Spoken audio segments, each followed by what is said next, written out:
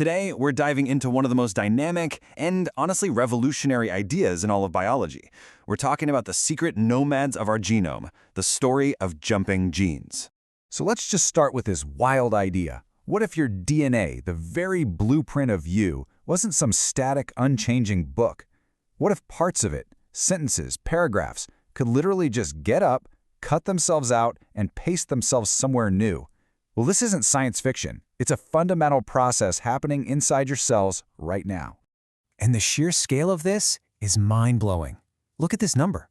Somewhere between 50 and 65% of your entire human genome is made of these mobile genetic elements. I mean, think about that. More than half of you. The actual genes that code for proteins, the stuff we usually think of as our genes, make up less than 2%. So what on earth is all that other DNA doing? Well, a massive chunk of it is, or at least once was, on the move. Right, so these are the genome's secret nomads, or as we call them, transposons. And their ability to wander has some pretty huge consequences. They are a core engine of evolution, a source of genetic disease, and, get this, they're central to both the terrifying rise of antibiotic resistance and our most cutting-edge tools for engineering cures. This is the story of how they were discovered and how that discovery completely turned genetics on its head. So where did this completely radical idea even come from? Well, it didn't start in some high-tech lab with fancy DNA sequencers. No, it all started in a humble field of corn, with one absolutely brilliant and relentless geneticist who saw something that, according to the science of her day, should have been impossible. That scientist was Barbara McClintock, and this slide is just perfect because it visualizes her incredible insight. Okay, look to the left. You see a normal chromosome, right? That little blue segment C is the gene that tells a corn kernel to make purple pigment. Pretty simple. But now look to the right. Something's happened. A little piece of DNA, which she named the D's element, has physically jumped into the middle of that color gene, and that insertion acts like a roadblock. It just breaks the gene's instructions, shutting it down. The result? A colorless yellow kernel. The gene has been completely silenced. And here you can see the stunning result of that process. McClintock was looking at these kernels with spots and streaks of color, and she realized what was going on. She figured out that during the growth of a single kernel, that same D's element could jump back out of the gene in some of the cells. When it leaves, the gene starts working again, and that cell, plus all of its descendants, starts making purple pigment. That's what a purple spot is. It's a little clone of repaired cells on an otherwise yellow kernel. The different patterns are just caused by when and how often these jumps happen. Her idea that genes weren't fixed in place was so out there that nobody believed her for decades. But eventually the world caught up, and she won the Nobel Prize for it. And this brings us to the formal definition, which is so important. A transposon is a segment of DNA that can move from one location, or locus, to another inside a genome.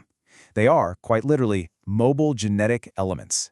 This idea just shattered the old-school view of the genome as some kind of static library of information. It revealed that it's actually a dynamic, constantly changing ecosystem. Okay, so if these things can move, what kind of machinery are they packing? What does the actual blueprint for one of these genetic nomads look like? Let's break it down, starting with the most basic version you can find. This right here is an insertion sequence, or an IS element. You can think of it as the minimalist, bare-bones model of a transposon. They're pretty short, usually between 750 and 1600 base pairs, and they are an absolute masterclass in efficiency. An IS element has only the absolute essential information it needs to move itself, and nothing more. It's really just got two parts. First, on either end, you have what are called inverted repeats, or IRs.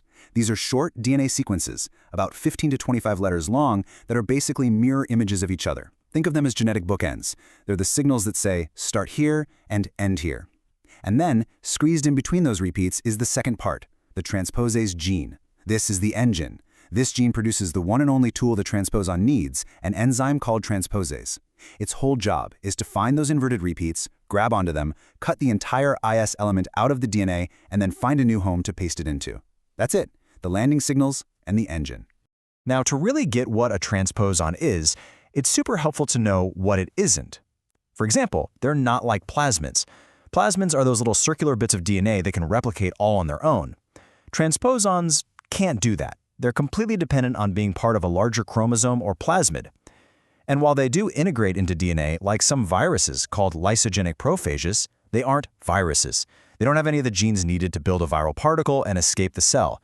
Their entire existence is just about moving within the genome.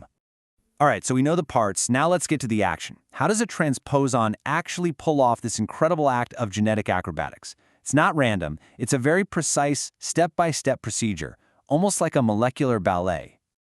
This image gives us a fantastic bird's-eye view of the most common mechanism, often called cut and paste. So up top, you've got the transposon, framed by its inverted repeats. Down below, that's the target DNA where it wants to go.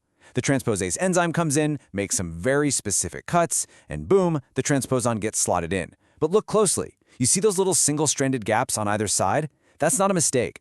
What happens next when the cell tries to fix those gaps is incredibly important. Let's walk through this dance step by step.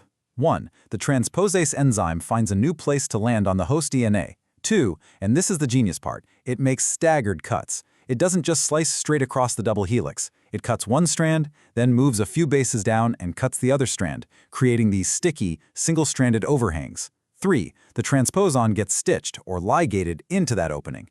But now you've got these little unfilled gaps on either side. So 4. The cell's own DNA repair crew comes along to fill them in.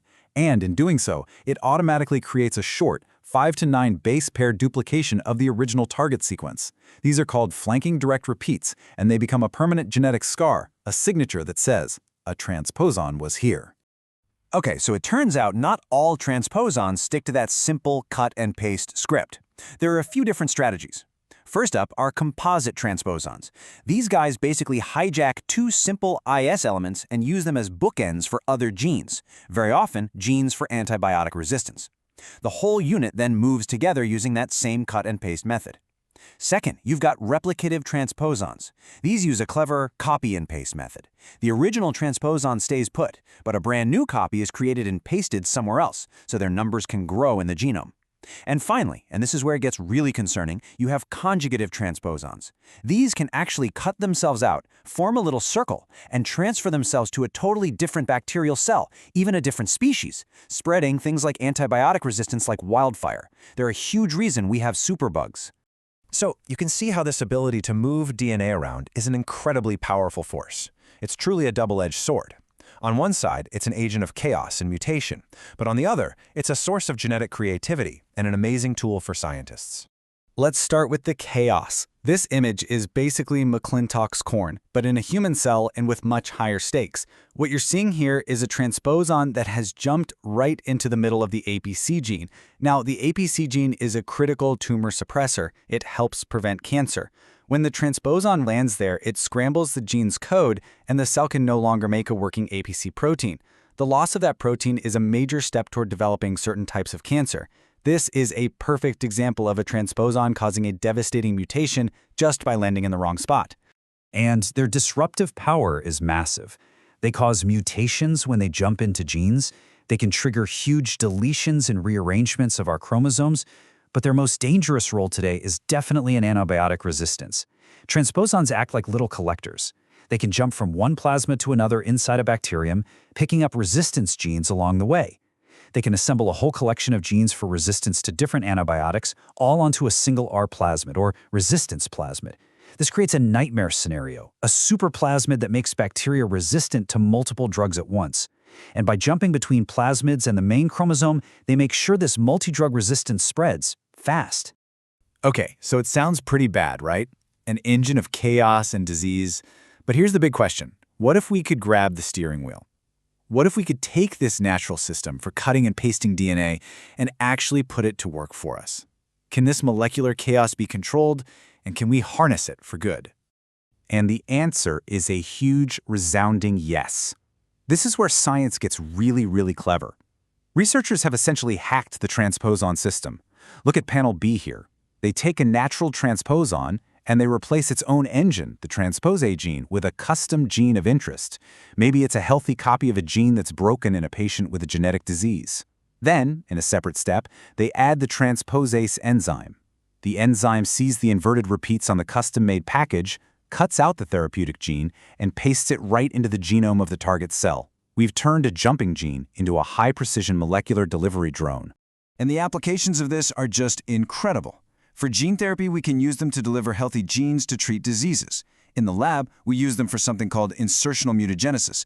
Basically, we let them jump around randomly to break genes on purpose so we can figure out what those genes do. If a jump causes an interesting effect, we can use the transposon sequence as a tag to find and clone the gene it landed in.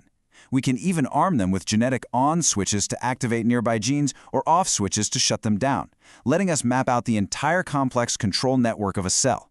It's become one of the most versatile tools in the geneticist's toolkit. So if there's one thing to take away from all of this, it's this idea right here. Because of the discovery of transposons, we now know that the genome is not a static blueprint. It's a living, dynamic story, one that is constantly being edited, rearranged, and rewritten from the inside by its own mobile elements. And that leaves us with a pretty profound final question. For eons, these nomads have been shaping our biology, sometimes for good, sometimes for ill. But now, we're learning to speak their language, to hijack their machinery for our own purposes. As we get better and better at writing the code of life itself, will we finally master the jumping gene? Will we turn one of nature's most powerful agents of chaos into our most powerful tool for creation? The story is far from over. Thanks for tuning in.